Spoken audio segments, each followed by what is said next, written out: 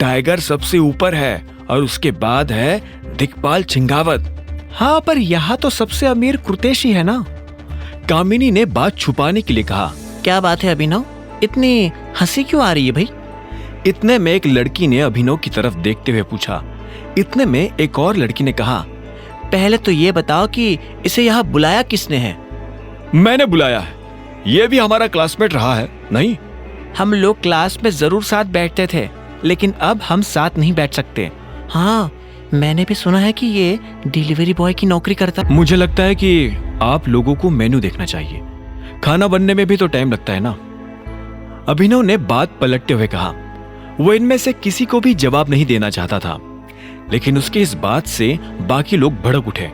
उनमें से एक आदमी ने कहा, ओ भाई, ये मजाक चल रहा है क्या? तुझे क्या लगता है कि कृतेश तेरे लिए भी खाना ऑर्डर करने वाला है? अबे तू कब से कृतेश का दोस्त हो गया? कामिनी ने भी घी में आग डालते हुए कहा। हाँ, अगर तुम्हें कुछ खाना है तो उसका पैसा तुम्हें खुद ही देना होगा। लेकिन यह सुनते ही कृतेश ने अपना हाथ उठाया और सभी को शांत करवाते हुए बोला, अरे कामिनी, कैसी बात कर रही हो? अब वो पार्टी में आया है तो खाना तो खाएगा ही ना। तुम चिंता मत करो दोस्त, मैं तुम्हारा भी बिल भर दूंगा। कामिनी ने कहा, वाह कृतेश, तुम कितने स्वीट हो। फिर भी मैं चाहती हूँ कि तुम उसे अपना बिल भरने दो, ताकि उसे भी तो आगे से पैसे कमाने का मोटिवेशन आए। अगर वो ऐसे फ्री का खाना खाता रहेगा तो फ्री का खाना तो हम सभी खा रहे हैं, फिर तो हम सभी को अपना अपना ऑर्डर खुद ही देना चाहिए।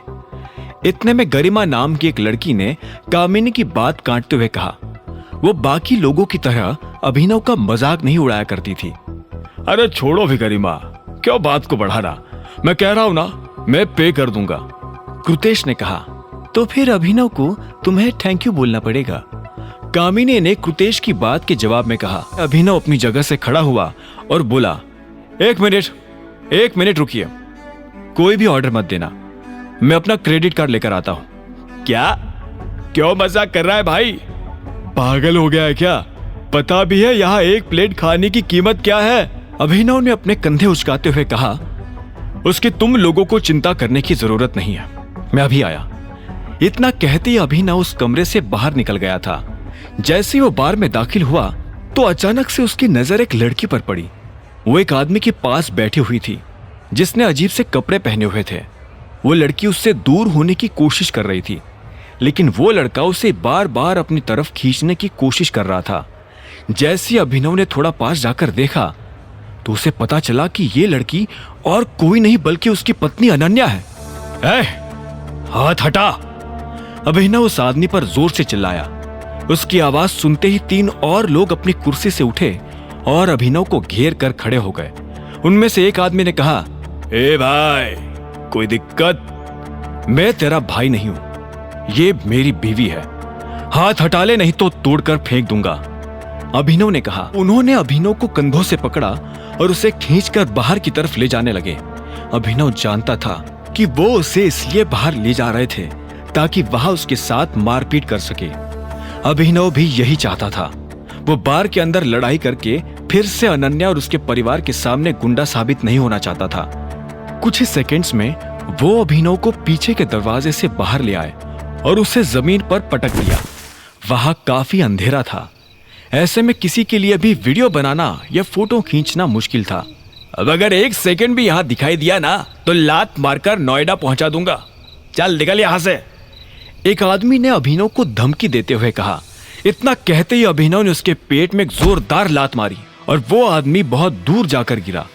इतने में बाकी लोगों ने अभिनव पर धावा बोला तो एक के बाद एक अभिनव ने सभी की हेकड़ी निकाल दी। आखिर में उसने उनमें से एक का कॉलर पकड़ा और बोला, कौन है वो जो मेरी बीवी के साथ था?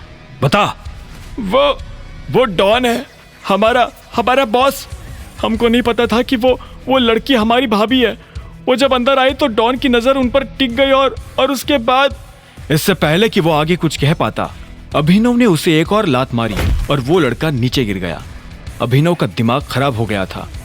उसने जितना सोचा था इस शहर में उससे ज्यादा माफिया ग्रुप्स एक्टिव हो गए थे। ऐसे में अभिनव नीचे झुका और बोला, तुम लोग किसके लिए काम करते हो, टाइगर या छिंगावत? टाइगर अब नहीं रहा, उसके सारे लोग बिखर गए, कोई किसी की नहीं सुनता। आपको क्या लगता है हम अकेले ऐसे हैं जो ये सब कर रहे हैं? अब टाइगर नहीं है तो लोगों ने अपने अपने ग्रुप्स बनाना शुरू कर दिए और छिंगावत मोंटी को उड़ाना चाहता है ताकि टाइगर ब्रांड का पत्ता साफ हो जाए। उसकी बातें सुनकर अभिनव को यह समझ नहीं आ रहा था कि आखिर टाइगर को गए हुए कितना वक्त हो गया था। मैं टाइगर की टीम का कोर मेंबर हूं। अभिनव का दिल ये कहते हुए तेजी से धड़क रहा था। इन लोगों को देखकर उसे यह एहसास हो रहा था कि उसे सिर्फ अपने पिता का बदला नहीं लेना था, बल्कि इन जैसे हजारों लोगों को लाइन पर लेकर आना था। उन लोगों को रवाना करने के बाद अभिनव फिर से बार में दाखिल हो गया था। अचानक से उसकी नजर अनन्या को ढूंढने लगी थी, लेकिन अनन्या कहीं नहीं थी। आगे की कहानी जानने के लिए देखें अगला एपिसोड सिर्फ पॉकेट एफएम के यूट्यूब चैनल पर, और द रिटर्न ऑफ टाइगर के सारे एपिसोड्स को सुनने के लिए डिस्क्रिप्शन में दी लिंक से डाउनलोड करें पॉकेट एफएम ऐप।